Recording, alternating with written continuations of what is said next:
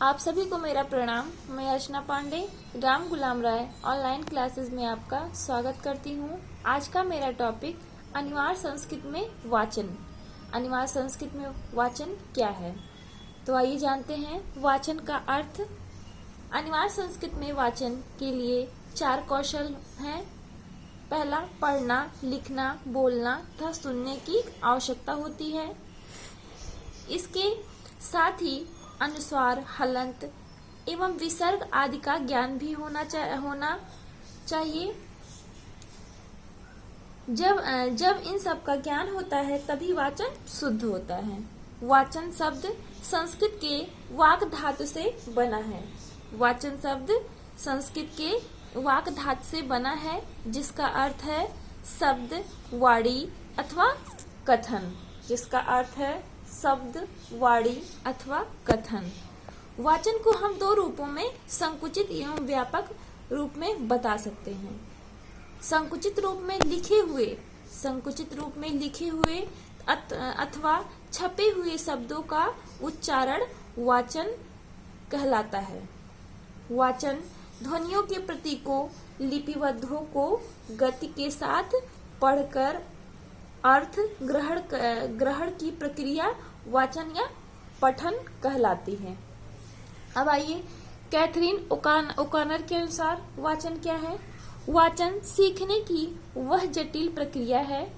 वाचन सीखने की वह जटिल प्रक्रिया है जिससे सुनने के गतिवाही माध्यमों का मानसिक पक्षों से संबंध होता है। वाचन सीखने की वह जटिल प्रक्रिया है जिससे सुनने के गतिवाही माध्यमों का मानसिक पक्षों से संबंध होता है। अब आइए देखते हैं वाचन के उद्देश्य। वाचन के उद्देश्य क्या है, जानते हैं। सरल एवं प्रभावी तरीकों से वार्तालाप करने की क्षमता प्रदान करना वाचन कहलाता है। ये इसके उद्देश्य है। स्वाभाविक रूप से बालकों में बोलने की क्षमता उत्पन्न करना इसके उद्देश्य है। किसी भी तथ्य या तथ्यों को क्रम के अनुसार स्पष्ट रूप से समायोजित कर प्रस्तुत करने की क्षमता प्रदान करता है। बालकों के व्यक्तित्व को विकसित करने के लिए, एक बार फिर से देखते हैं, बालकों के व्यक्तित्व को विकसित करने के लिए उनकी झिझक व संकोच दूर करने के लिए किया जाता है। किसी श्रोता समुदाय या व्यक्तियों के सम्मुख अपने विचारों को प्रभावशाली ढंग से प्रस्तुत करने की क्षमता प्रदान करता है। अब आइए देखते हैं अनिवार्य संस्कृत में वाचन आक्षरिक उच्चारण का ज्ञान। अनिवार्य संस्कृत वाचन में आक्षरिक उच्चारण का ज्ञान कैसे होता है, आइए जानते हैं। कौन सा अक्षर किस स्थान से उच्चारित होता है, इसका ज्ञान विद्यार्थियों को देना चाहिए। कौन सा अक्षर किस स्थान से उच्चारित होता है, इसका ज्ञान विद्यार्थियों को देना चाहिए। यह वर्णों के उच्चारण स्थान से ज्ञात होगा।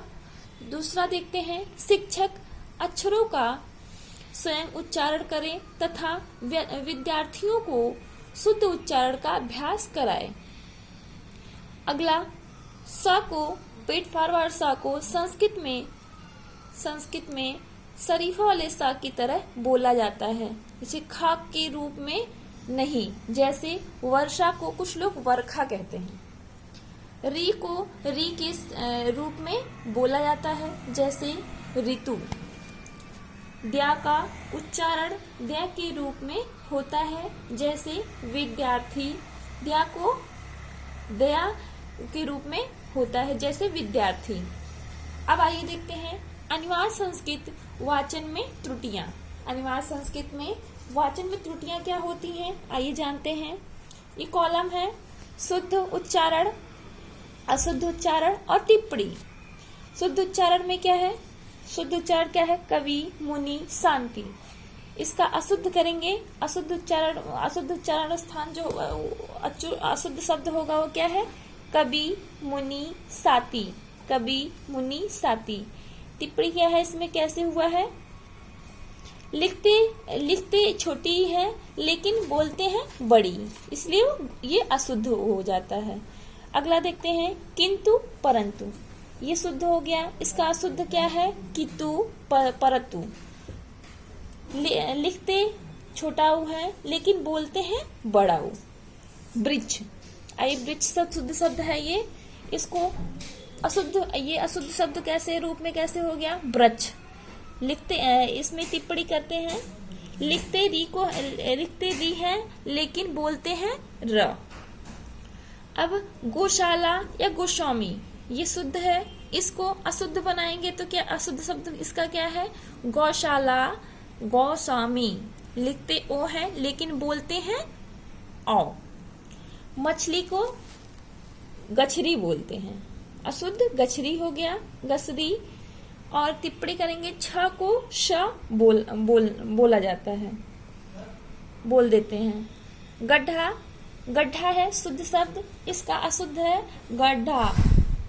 ढ को ड में बोलना, ढ को ड बोलना। पढ़ना में क्या है? पढ़ना शुद्ध शब्द है, इसका अशुद्ध शब्द पढ़ना। ढ को ड बोलना हो गया। ढोलक शुद्ध शब्द है, इसको अशुद्ध शब्द क्या है? टोलक। पंजाबी लोग प्रायः यह गलती करते हैं। भरत, भरत क्या है? भरत को भरत कहते हैं, अशुद्ध शब्द।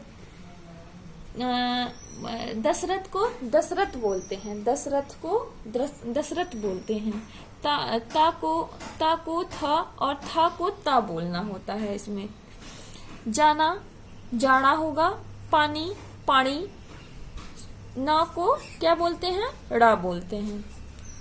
वन, वन का वन हो गया, अशुद्ध शब्द। विषय का विषय हो गया, विषय हो गया। व को ब बोलते हैं, व को ब बोलते हैं। किशन, किशन क्या है? शुद्ध शब्द किशन है, इसको अशुद्ध शब्द बनाएंगे तो किशन हो गया।